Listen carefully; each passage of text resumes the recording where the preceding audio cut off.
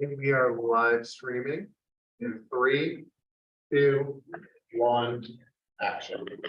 Good evening, everyone. Today is Wednesday, June 7th, and this is the Hendrick Hudson Board of Education meeting specific to the elementary restructuring. We will be hosting a forum tonight and a public hearing. Let's start with the Pledge of Allegiance. Allegiance to the flag of the United States of America, to the republic of one nation under God, indivisible, with liberty and justice for all.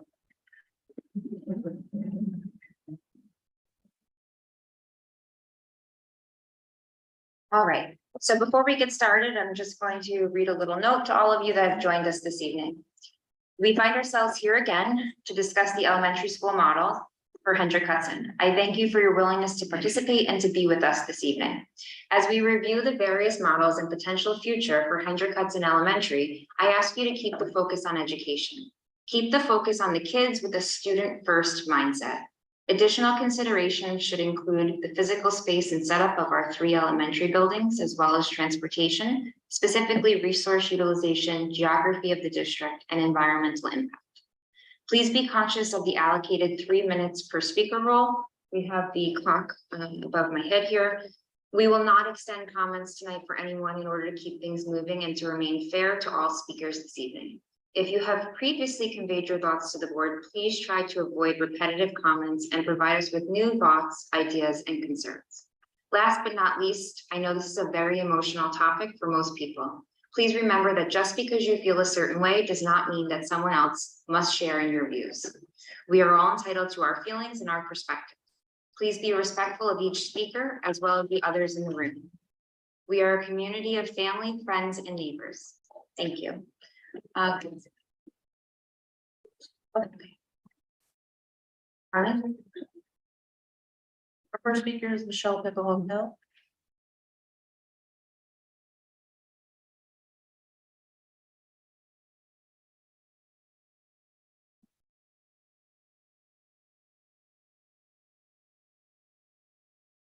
Wait, so efficient.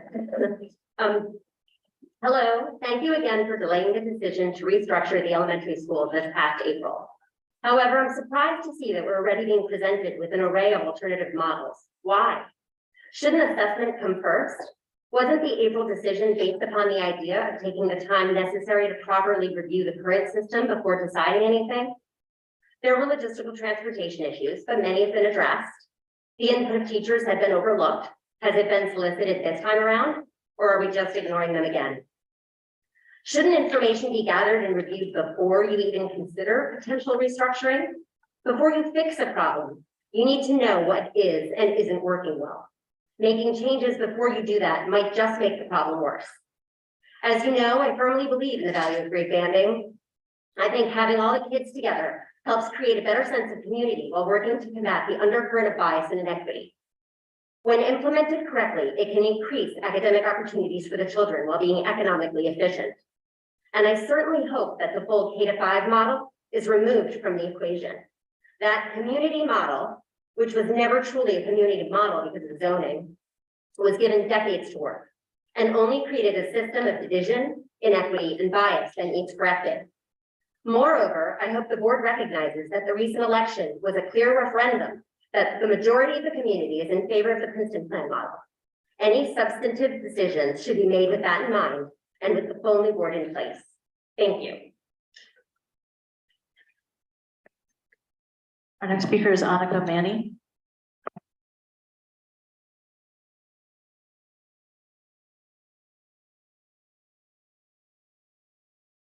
Hi, thank you for giving us an opportunity to have this forum. I really do appreciate the chance to be heard. I just like to say I'm a current parent in the district. My older son is in 6th grade at Blue Mountain Middle School and attended BV for elementary before this restructuring. And my younger son is in preschool right now in the UPK program and will be going to kindergarten in the fall at FGO. My main question here is, what problem are we seeking to solve? The community really needs to understand what problem we're solving for. Why are we here? Why are we talking about restructuring our elementary schools less than 1 year after we restructured our elementary schools? Is the current model not working? And in what ways? We need to have data on student performance, attendance, school climate, student perceptions, faculty perceptions, staff perceptions. We haven't seen any of that data, so we don't understand whether what we have right now is working or not. We don't know. Is the current model too expensive? Did we think that this model was going to save us money, and in fact, it's cost us more money? We need data on costs, and we need those costs broken out by startup costs that are one-time costs to implement a new model, and ongoing costs that will be bared in future years and will be relatively stable. Is the current model unsafe? There's been a lot of discussion about decommissioning Indian Point and the impact of that on our community. We need to know, are we concerned that students at BV are at risk? And is that why we now have two options on the table that involve closing BV? If that's the case, we really need to have a serious conversation about what exactly are the risks in this community. And those don't just affect students at BV. Our schools are not that far apart. So I'd like to understand more about it. If that is why BV is on the table for closing, like, we need to have a really serious conversation about that. I believe we should be making data-informed decisions. We need to understand why, again, why are we talking about this again? Why are we doing this less than 1 year after we did it without any data on progress or outcomes? In order for all of us to have an informed, rational, calm conversation, we need to know why we're here, what problem we're solving for. I'm concerned that doing this again, less than a year later, we're going to be spending a lot of money. We're going to be spending a lot of time. We're going to be spending a lot of people's effort. And I'm just not sure why. And I'm not sure it's worth it. I personally believe, like many people in the room, that the new model has a lot of benefits. Primary among them, a more equitable distribution of resources across our elementary schools. And I'd like to see that whatever model we choose, it be one that we aren't literally drawing a line across our community by income. Thank you.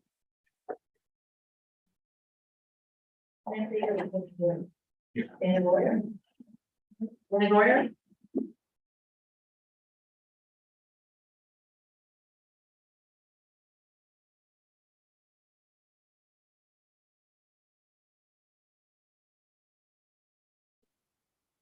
What would you do it? If you don't mind. Yeah, we can do it. Thank you. All right. I definitely don't need 3 minutes. I just want to give thanks to all of you for holding this forum and for putting the additional options into consideration for us to look at for the future state. I do believe that you're doing this forum to gather this type of information as part of your assessment.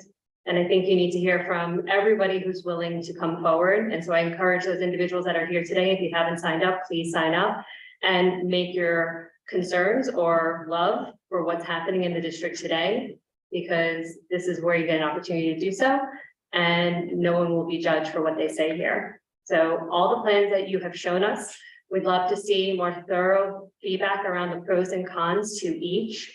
There are pros and cons to each model. Nothing is perfect, but I know that we need to look at that in order to decide which model will bring us into the future and also bring success today to the students that are living this, as well as to all the families that are going through this, as well as the future families that are going to move into our district. And that's what we're trying to fix, because there is concerns and there are still problems. Transportation is still a problem, and putting dollars into buses and into the air. Look what's happening around us, more carbon releases happening. It's not something that we should be putting our money. Our money should be in the services that we should have in our school. The plans that you're bringing forward that have 5th grade moving to the middle school, I see opportunity. I see expansions on curriculum, on specials, maybe even on foreign language sooner. That's great. However, these children are also young. And if we have them with 8th graders, will they be learning behaviors too soon? We need to understand that. And we need to make sure that we are assessing it in a model and a report that everyone can see. So whether it's your opinions, the facts that you bring together that we see in a presentation, that's what I think people are looking for when they talk about data-driven decisions. And the data needs to be right. That is something that I think everyone continues to question. And how can we get that to be better so that we don't need to question it any longer? However, it's hard. I deal with different systems in my job, and I can tell you how many times that I see incorrect data because of human hands inputting it into the system. So just wanted to voice, again, appreciation for you holding this forum and encouraging everyone to come speak, because we all should be given a chance to talk about our children and the future state of our community. So thank you. Our next speaker is Kristen Erwin.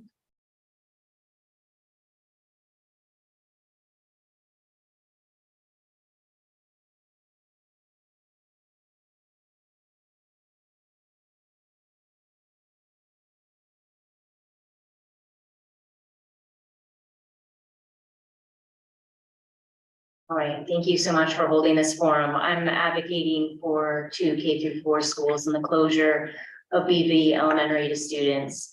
The U.S. Department of Transportation, the Office of Pipeline Safety has bans on hard to evacuate facilities in places where people congregate, like schools, playgrounds, and recreational spaces within 1,000 feet of a gas pipeline larger than 30 inches. A 42-inch gas pipeline runs 400 feet from BV's cafeteria. The state will soon have to correct the illegal zoning status of our facility and force the relocation of that student population. Let us conscientiously mobilize for this inevitability. With the massive cost savings of BV's closure, we can rebuild the school ratings of our district, as well as bring equity to our elementary school experiences. For BV to remain in use, the cafeteria needs renovation, which would siphon vital funding. Planned construction activities would increase the risk of a pipeline rupture at that site. We cannot allow building improvements to place our surrounding neighbors in excessive danger. The board has a unique opportunity to help protect our neighbors in Brookline and Buchanan if there were to be an emergency at Indian Point. By removing this hard to evacuate facility from that neighborhood, all first responder resources would focus on residents rather than hundreds of school children. So let us plan this restructure prudently so we do not overburden our educators and staff members. As parents, we know that children receive calm, patience, guidance when the primary caregiver is relaxed, rested, and has access to the resources they need. When educators and support staff experience burnout and compassionate fatigue from all of this, there's no room for kids to make mistakes in the classroom gracefully. Kids adapt to the stress and fall into survival mode. I'm watching my, other kids complain about having, sick stomach, and my own child made the connection. I think I feel sick and want to stay home from school because I'm afraid my teacher is going to be mad at me. So I think we are seeing emotional reactions to the stress of the caregivers. We're thinking that the kids are reacting to the structure of the schools, but they're reacting to the quality of the care that we are giving them at home and in the school. If everybody's stressed out, nobody gets good care. It's straightforward. It's how our brains are wired. We don't receive and learn new information when we're scared. And I grew up on the Mason-Dixon line where we had this grade banding and going to class, and I experienced this, and it's because of my experience with grade banding that I've been advocating since 2020 to not go to this model. There are other ways we can do it together as neighbors. Thank you. Thank you. Bronson.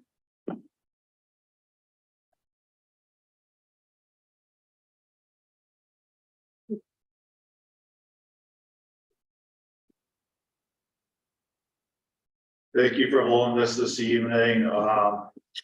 It's vital as a large portion of voters turned out 3 weeks ago, made a definitive statement with the 2 elected candidates that support grade banning. That we really need to evaluate this first year and see how that measures going forward, especially as we were in the first year of it as well. I also want to touch on the adaptability. A month ago, an administrator recently pointed out an email to the parents that, as the staff and the teachers come together with their grade level colleagues, this was the most cohesive and collaborative staff that they had ever had the pleasure of working with. For these teachers to adapt to this change, that's telling. And the collaboration and bonding of these children at a younger age is tremendous and helps mend the divide in this community going forward. And, we saw it this year with our son, and the friends and, bonding that he had established, with kids all throughout the district. Listen to the teachers' input too. These teachers are with the children throughout the course of the year and are trained and know how to work and meet, each child's learning needs and they're the backbone of this district. And then reviewing some of the peer districts, you know, in the sports classifications with Hen Hut, such as Nanuet, Ardsley, Byron Hills, and Pleasantville. There's a common theme here. One, they're all grade banded K through 12 in some form or fashion. Two, they have higher state and national rankings than Hen Hut, and this was a ranking with Hen Hut as a K through 5 community-based model. I also want to touch about athletics too with this. So, you know, I look at the banners, I look at the signage up front, really unfortunately, there's no team championships. There are some individual-based championships throughout this district, but none really on a team basis. You know, team sports really consists of camaraderie, cohesion, and good coaching. You know, and one of the schools I mentioned, the peer district, Pleasantville, they have a solid program in place at the youth level. You know, a key factor there is, given the similar enrollment sizes, they're banded together K through 12, and they've learned to, at the very start, learn how to mesh with one another, interact, develop bonds and friendships, and regardless of where they live in this district. And, you know, they see each other often throughout the hallway, cafeteria, at recess, playing with one another. And, you know, this carries on, you know, with team sports as well. And, you know, having this, it helps enhance and develop the school pride and spirit at an early age. And it helps mend the divide as sports helps bring the neighbors together. And it's a long-term, if we could develop the solid sports programs throughout the district, that could definitely help going forward.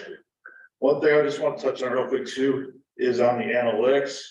So as I said, we need to take a full look at the first full year of grade banding and compare it to the prior performance pre-Princeton plan and assess how we're going to do going forward. And, you know, we also need to take a look at the costs as well, make sure we're getting accurate information as well. All right, I guess that's it for my time. Thank you. Our next speaker is Anne-Marie Talbert. Hi, I'm Anne-Marie Talbert, and I have two sons in elementary school in the district. One's at FGL and the other is at BV. And they came from Furnace Woods. And in our household, we have different opinions about Princeton Plan. I'm a big supporter of Princeton Plan.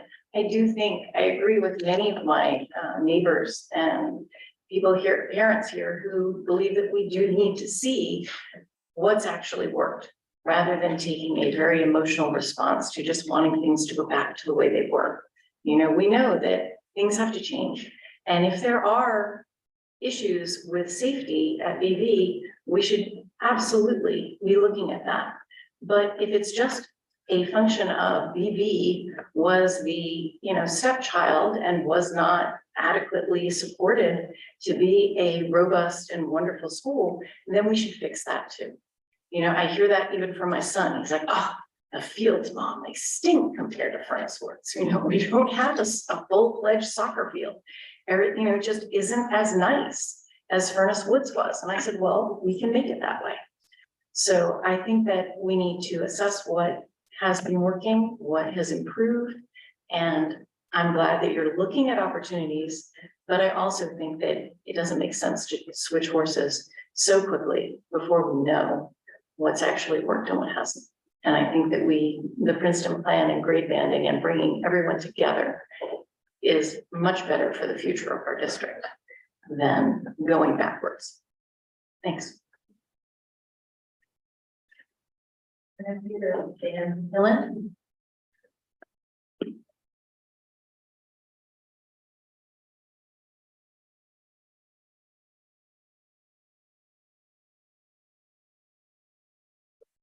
Yes, I'm here because I want to stress not just the importance of taking a data-driven approach and looking at the metrics as far as making a decision, but also to implore the board and the administration to put forward specific objectives behind what they intend to achieve with each plan, and accompany that with metrics that the success criteria for meeting those objectives.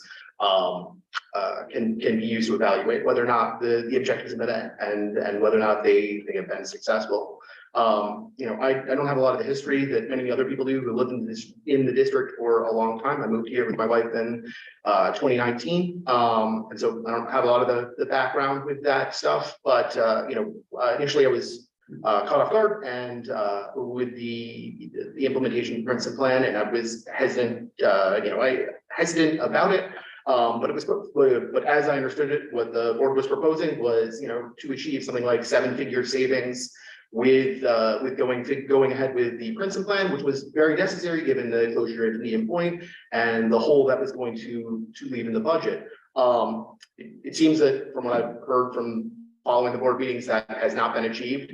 And now a lot of the discussion around the switch to the Princeton plan has been put forward in the context of DEI as you know, in terms of DEI. And that's great. You know, either one of those is a valid objective to achieve from making a switch from, you know, a community-based school to you know, to a Princeton plan or a grade banding. But I think what part of the problem was there was no clearly, as far as it was conveyed to me, and I think probably conveyed to a number of other people, there was no clear statement of what the objective and the intent and seriously what metrics were intended to be hit, right? As far as that, and I think that in terms of people being able to evaluate the options being proposed and understanding that, it'd be very important that the board not only make it clear, you know, how they've arrived at choosing that, but you know, what they intend to achieve with going with a particular decision and how the community can tell whether or not that objective has been met and that has been successful in order to hold the board and the administration accountable going forward over the coming years. Thank you. Our next speaker, Brian Kinesian.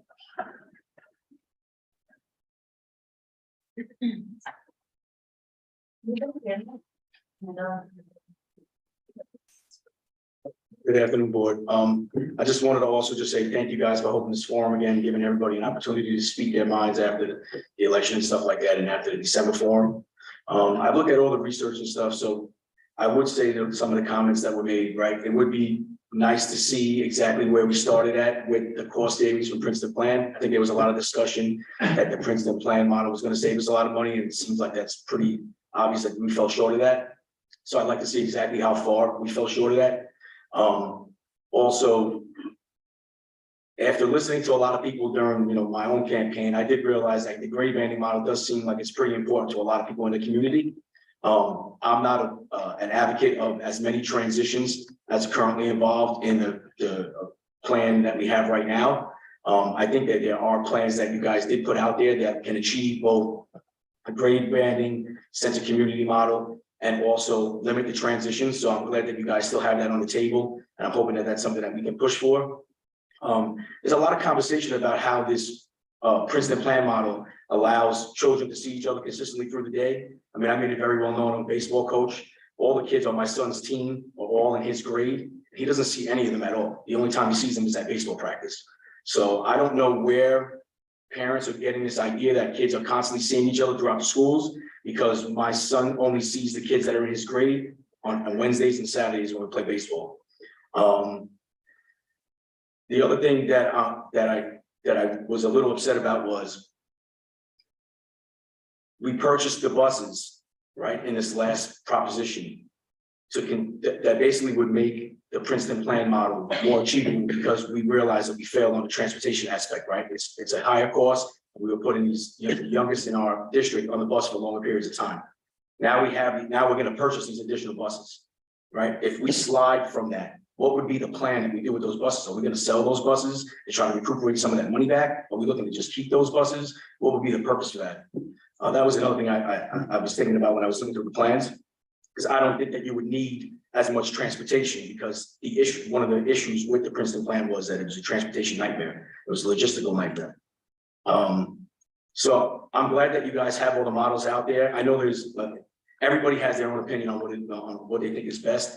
I mean, long term, yeah, there may be something down the line where, you know, maybe you go to like a plan B or something like that, where you close down BV. But then if you do something like that, then how do you achieve diversity in the schools. I know that's been a big issue. So for me personally, I kind of like Plan B. I think Plan B trying to achieve both, where you get like diversity, you limit transitions, and I think it would be more of a community school base where everybody kind of gets a little slice of what they want. So I just want to say thank you guys for putting that back out there, and I appreciate it. Thank you.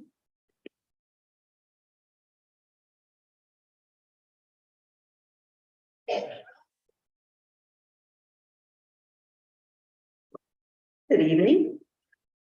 I'm Christine Tien. I'm a mother of 3. My oldest is in 2nd. My youngest is coming up to UPK at FGL.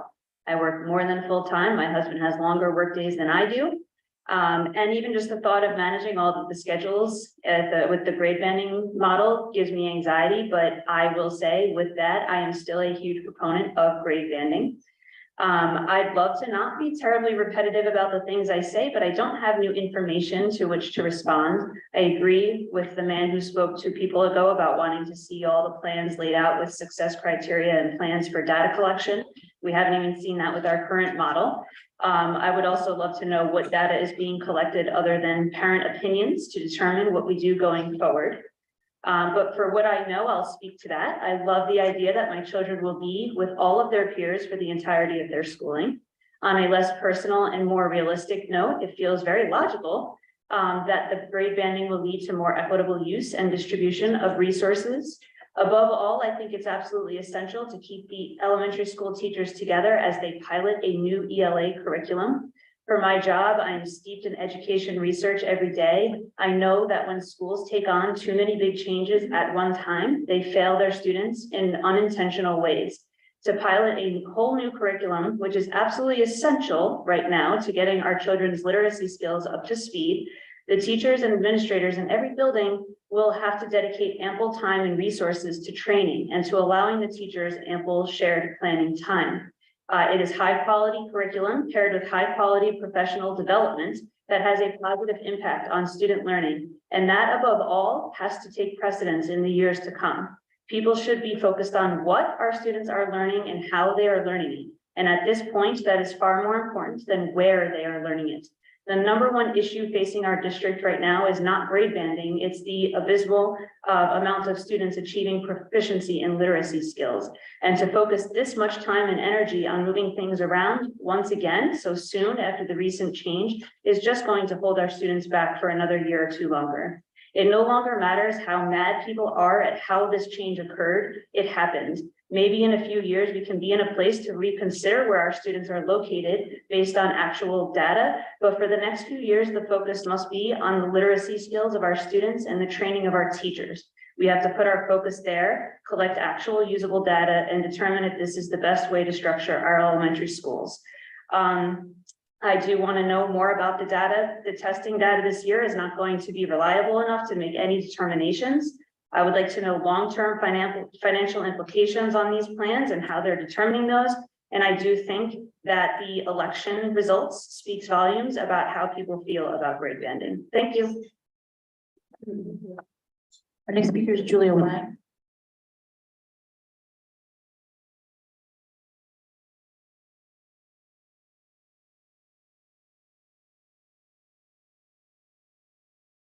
Hi, I just told Christine, I can't believe I have to go after her.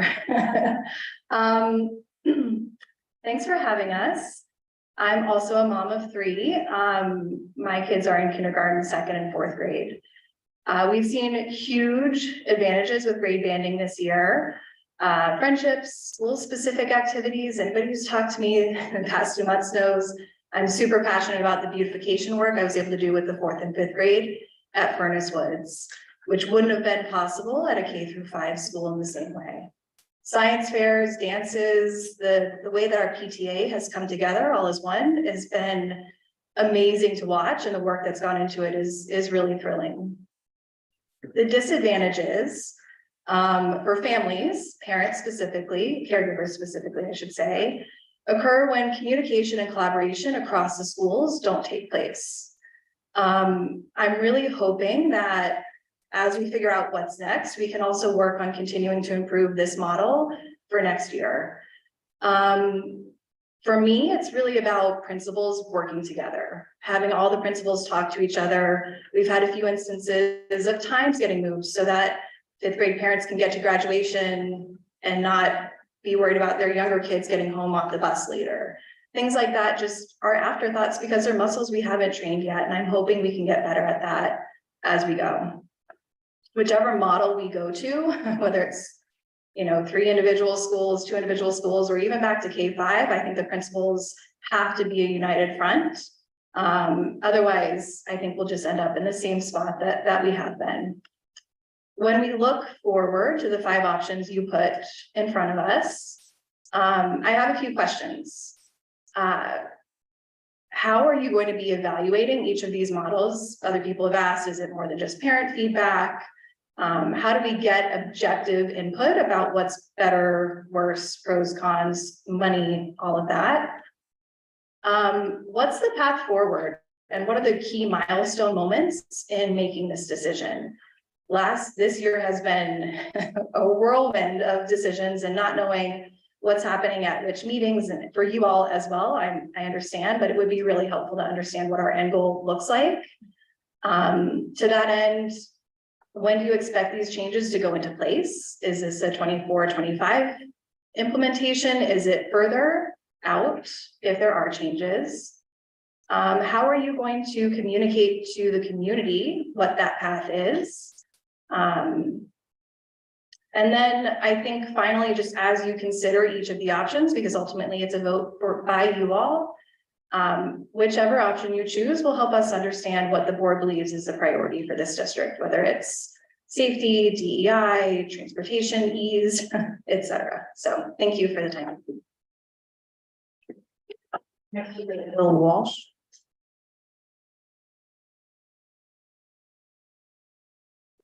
Good evening.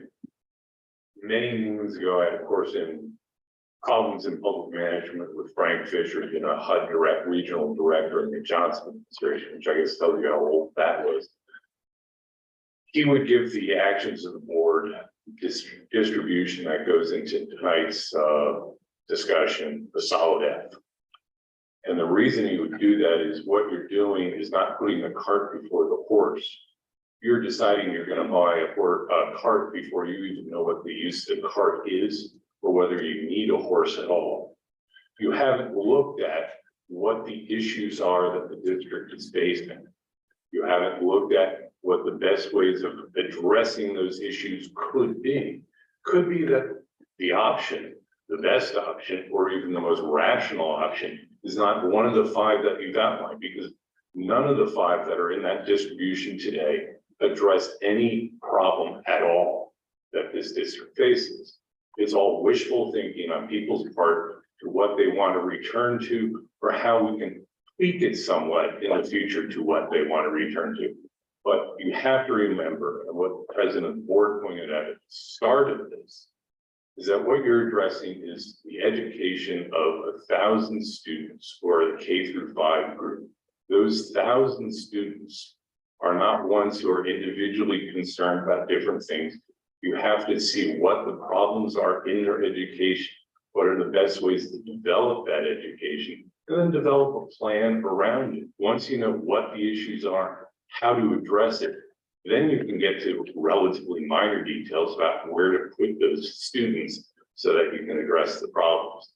Until that point, you need to look at the issues. I don't think you can assess the new plan after 1 year. I think it's going to need 3. You're going to need to take the time to figure out what the best approach is, and I hope you do that. Thank you. Henning.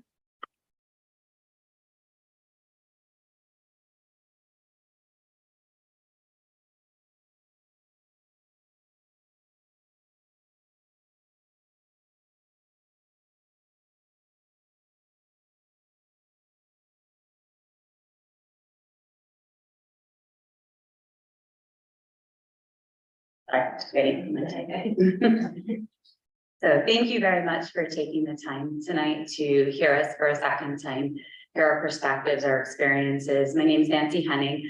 I'm the mother of a 3rd grader. I have 2 girls. I have a 3rd grader going into 4th and a first grader who's going into second. Needless to say, my children and many other children in our elementary school in this district have gone through literally the worst elementary experience. I think we wouldn't condemn it on our worst enemies, elementary students. COVID was extraordinarily difficult for elementary kids. There's plenty of articles out there that support that. It's very difficult to learn to read when you can't see the formation of words from your teachers, right? And these are our children who, coming immediately out of it, had to go through this transition. So as all of you likely know, I've been very outspoken since the start of conversations around restructuring. I have, and I continue to feel very strongly that our youngest learners should be focused on learning in a safe and stable environment, not shouldering burdens of our district, financial or otherwise. Dr. Luro has been here for a very short time and immediately found more cost savings than Princeton Plan has provided, very quickly, I might add. And we're grateful to you for that. I have said this from the start, and I steadfastly stand by this point. Equity issues should be addressed with equity assessments, equity solutions, not financial solutions that might provide equity. And sorry, yes, I remain still bitter of how this was sold to the community because it was not clear and transparent. And I do thank you for attempting to create more transparency because we are all passionate for the same thing. We all want the best for all of the children, not one child or two children, everybody, right? I don't think anybody disagrees with that. On top of this, we have the additional burden of safety. And I'm sure you've all heard me speak numerous times about that. So I say thank you to that for you for trying to find the right balance between education, finances, safety, and equity, because they are the four legs to the foundation of our district. As we move forward in these discussions, we must keep in mind that recent election where a representative supportive of changing the K-5 model lost to one in support of Princeton Plan model by only 10%, meaning more specifically 55% to 45 split, shows there's a huge divide, huge, that remains in our community. And we should be focused on trying to find how to unify and find what's best. Our solutions should provide educational quality for all students, safety, reduced transitions, which means stability for our youngest learners, focus on spending on learning, not transportation. And additionally, we need to ensure we're providing additional support to our elementary students for the next year or two coming out of COVID. We should not wait for the data that tell us our kids are lagging, as has been identified nationwide after the pandemic. We must be proactive for them. They carry the burden of this restructure on top of COVID learning. They deserve better. Sorry. Thank you for your time.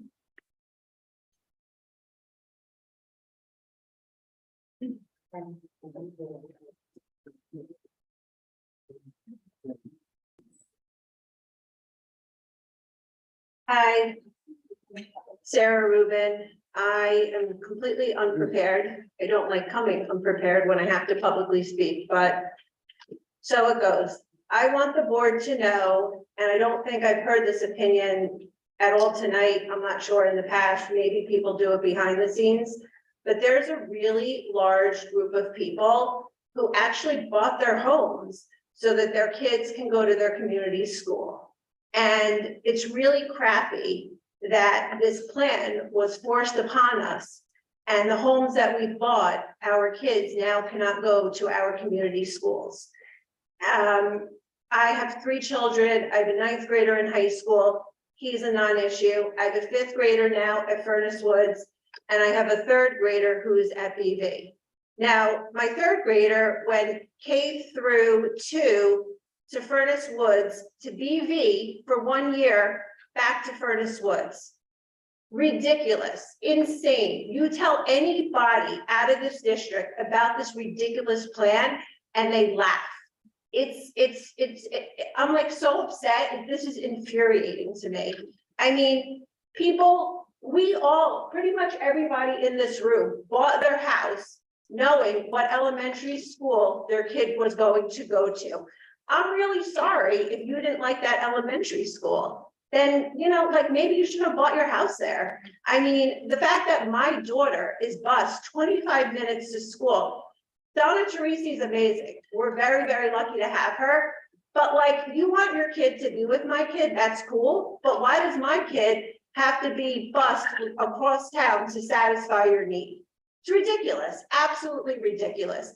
DEI, all these pro-Princeton plan people in this room talked and yelled and blah, blah, blah about DEI. What has been done about DEI? I have a high school kid, I have a Furnace Wood kid, and I have a BV kid. I haven't seen a darn thing come home about DEI, okay? I work at a national law firm. We have a major issue on the West Coast right now with DEI, okay? It's all over the press, it's a disaster. What did my firm do? We hired a DEI PR firm to take care of the situation. Has the board done that? Has the district done that? If these people really care about DEI, it seems like we certainly have enough money to spend on everything else. Why haven't you done anything to solve your DEI problem? But instead, my daughter has to be bused 25 minutes across town to quote unquote solve your DEI issues, which it hasn't even solved. The people in my neighborhood who bought their homes so that their kids can go to Furnace Woods. And what are you going to say to them, to all of those new families who now are not going to be able to go to the school that they bought their home for? Pretty freaking sad, if you ask me.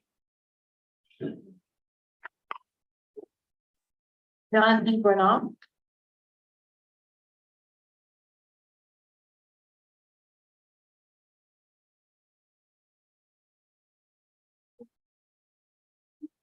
My name is John Granoff. I am also completely unprepared and probably not as well spoken as the last speaker or all the other speakers before. I do appreciate the time that you're giving all of us to speak today. I've been a homeowner since 2014. Like the last speaker, I did buy my home thinking that my kids were going to go a certain route, that their community school was going to be within their community, and I feel like they're 5 and 2, so between their learning and between my wife and I, we both work long hours as well as probably everyone in this room, and we have not unfortunately we're catching up to speed on all the plans that happened. So that's partially our fault for not being more attuned to the community, but the fact that we were learning this stuff and catching up to speed on what the Princeton plan was, not having a say, feeling like we didn't have a say until it was too late, caught us pretty off guard, and we're just catching up on trying to do what's right for our kids or deciding what's right for our family, which could be leaving this community that we love, that we spend so much time and effort to get to.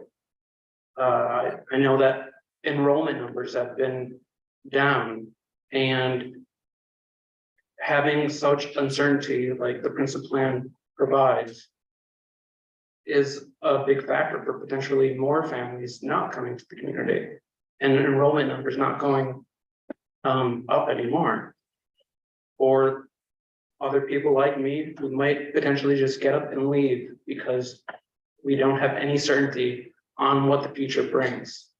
The biggest personal things that I fear and what I want for my kids are for my 2-year-old and my 5-year-old to be able to be in the same school, which is something that I thought they would be. And honestly, for all kids that are in BV, just news reports, violations that were given by the NRC as recently as last year in March. What violations? A big company like Coltec could continue to make violations like that, which could harm all kids that go to BV. And for that reason, if I had to choose a plan, it would be to either close BV schools, because it seems like that is a huge threat, and or just keeping grades together as much as possible. The more we. I'm sorry. Thanks. Thank you. Jen Romala. Good evening. I'm totally unprepared, but I figured I would show up and say something because behind the scenes, I am somebody who does have an opinion. And I think that it's important that if you are talking behind the scenes, that you get up and make a statement. And so that is why I'm here. And I was like last minute signing up. So anyways, some of the points that I want to make, I have 2 kids. My daughter she's going into 3rd next year, and my son will be in Furnace Woods in 4th grade. This year, I've had the complete luxury of having the kids in one school, EB. Was it inconvenient that I have to drive, 15 minutes there, 15 minutes back when we're Furnace Woods? So yes, so to the other people who were speaking about that, it is a huge inconvenience, but because my kids were in one school, great, made it work. Next year is going to be really different. I work from home. I'm an entrepreneur, and it's going to be a really, really big burden having different drop-off times, pickup times, coordinating after school activities, and not to mention my daughter is in gymnastics and their start time is 4 o'clock. She doesn't get home until 3:50. 3:50, and the schools are dismissed at what time? So I actually have to stop my workday earlier, about almost an hour, to be able to get to BV, pick them up at the time, right? 2:50 is pickup, to get home by 3:15, 3:20. It's insane. And I would love to be able to just utilize the buses, but I don't know how. We'll see. I'm like, it'll work next year. The other big thing I just want to say is just thank you for the Plan B option. When I heard about that, I was so relieved. I even came to that Board of Ed meeting and I spoke and I was like, oh my goodness, like, thank God. And I then realized that, you guys have decided to postpone everything, and so we'll have to deal with this next year. I do think that in general, the bigger picture here is looking at what is going to be the long-term solution. Everything that came to be with Princeton Plan was quick, behind the scenes, right after COVID, and it was for money, to save money, which it didn't do, right? We know that, we've heard that so many times. And so I think that from this point on, it really is about, yes, listening to the community, but also knowing that everybody's always going to have their own opinions, right? And so as a board coming together to really look at the long-term picture of what this is doing for kids coming into our district. There are so many people who are leaving. I have spoken to neighbors who have kids who aren't in school yet. They didn't go vote. I know that because it doesn't affect them yet. And that is what I think is important, is that people who don't have kids in school, it's kind of like, preventative measures, right? We don't take care of ourselves until it's actually happening. And so how can we also speak to the people who are out there for them to understand what's actually happening in our district? Because it seems to me that a lot of people are either considering leaving, or they're just going crazy with figuring out like different ways to handle situations with their schedules. And I don't think that that's fair either. And so I feel like I'm over time because that timer did not start right away, but that's okay. I think all of my points are covered. I just want to thank you. I know that the position that you're in is definitely not easy. And I also just want to make a note that I think that there are a lot of people who were very against Princeton Plan.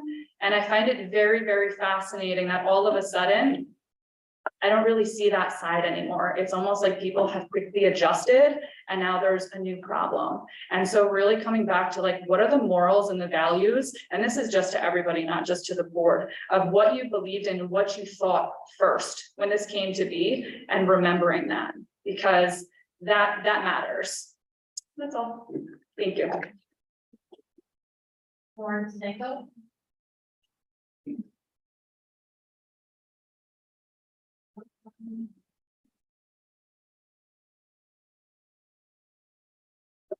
Hi, I spoke at the forum last time in December, and I feel like now that we've been through 1 year of the Princeton Plan and the year is ending, my position hasn't changed.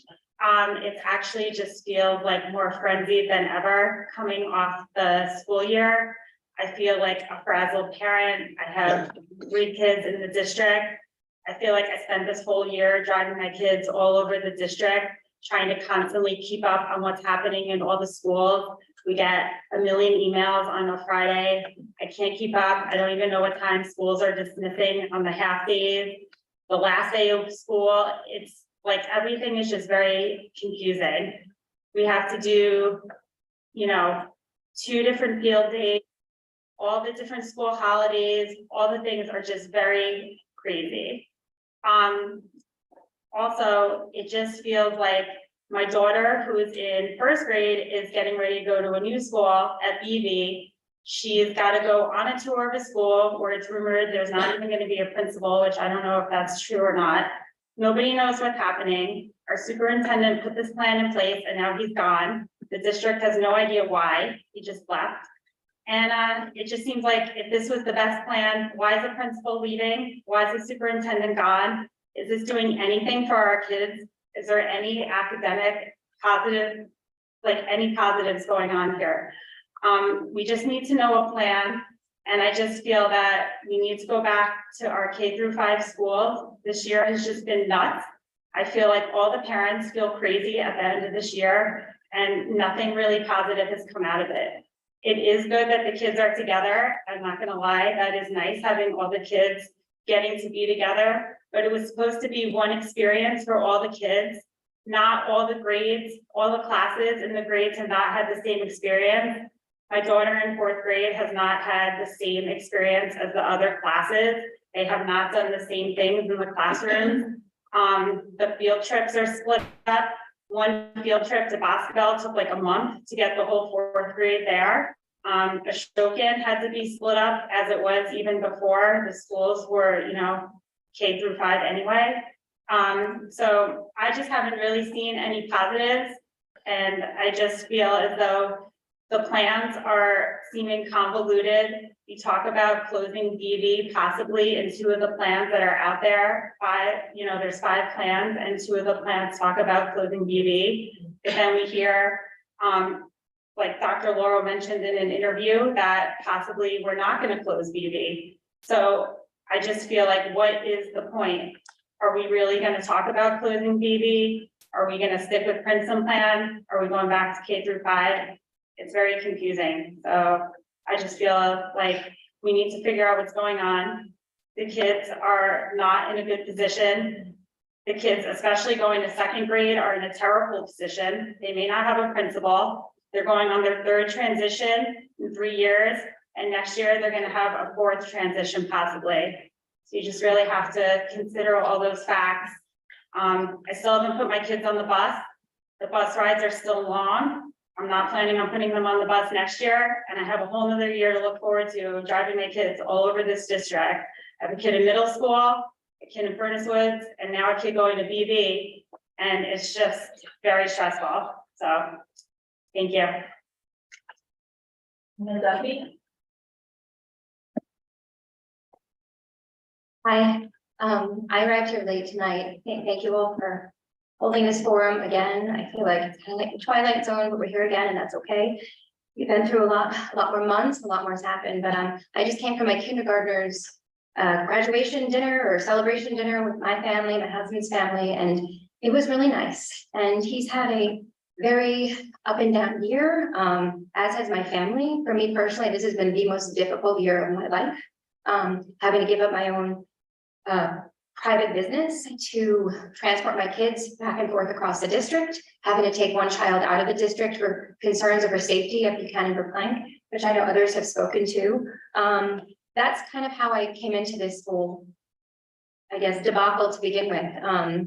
But I know, as others have mentioned, we have a school that is 400 feet from a transmission gas pipeline that is perilous. We are less than 4,000 feet from a decommissioning nuclear power facility, also perilous situation. We've spoken up about this for years now.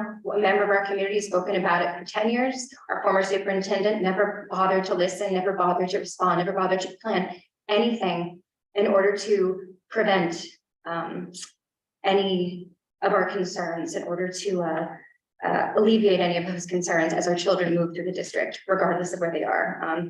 However, the greatest, I think, difficulty for me personally this year has been Princeton plan. My son had been on the bus for an hour the first couple weeks of school into the first month. He still gets home right about 4 o'clock. He cannot participate in any after-school activities that are not through the school. He cannot be in any sports. He cannot have play dates with friends of his who live across town, which one of his best little friends does. It's very difficult for a family to do that.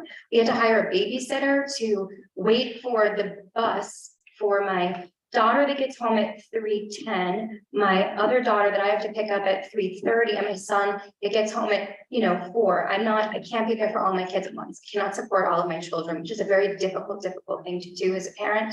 I did move here, knowing that my kids would go to Furnace Woods. Cindy Kramer was the principal of the the elementary school, the town next door my husband grew up. We had an opportunity to meet with her, get to know the school. We felt very comfortable sending our kids there, and we've had a very, like I said, up and down year at Frank G. Lindsay, and I hope that we can learn from our mistakes this year, not having children able to be in a bathroom in their own classroom, accidents on the bus, just the length of time on the bus. There's been so many foibles, and parents have suffered, children have suffered immensely, and I really hope and I beg of all of you to just think about what's best for the entire community. Look at all these solutions before we make any more decisions. Thank you.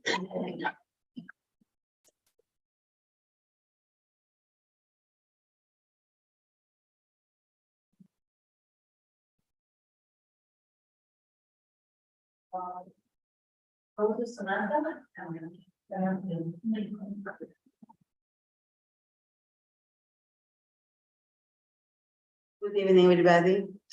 I live right here in Montrose for 20 years.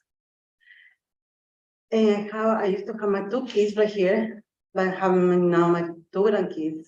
One is in BB in 3rd grade, and the other one is in pre-K in Frangie. The separation of school is like it used to be before. It's not going anymore. I would like to just suggest to you, I don't know who's in charge, to be just like before for kinder to 5th grade 1 school. Because like I say, I was listening to my granddaughter's in the bus for a long time. She's really very tired to be in the bus for a long time because she's go to pick the kids from Montrose, and then instead go to BB, comes to Frangie to leave the kids, and then go to BB. Sometimes I had to wrap them up because I had to put them in the bus. And also after school, she spent a long time in the bus. And she said, Mommy, I'm so tired to be in the bus for a long time. And instead just go like it used to be. We live in Harper Avenue. Instead goes close to the street, she has to go far away instead in the same school. So I would like to ask them for us in charge to consider that, just to have all the grades in the same school. Thank you.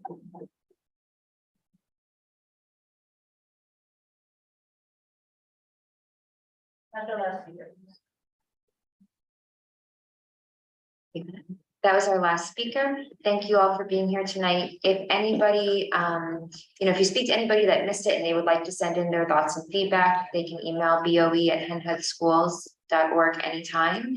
And the board will be announcing more opportunities in smaller groups where some people may be more comfortable to come and speak with us, and other stakeholder engagement activities. So please stay tuned, and thank you so much for joining us this evening.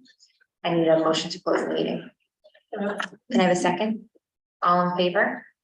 Have a good night.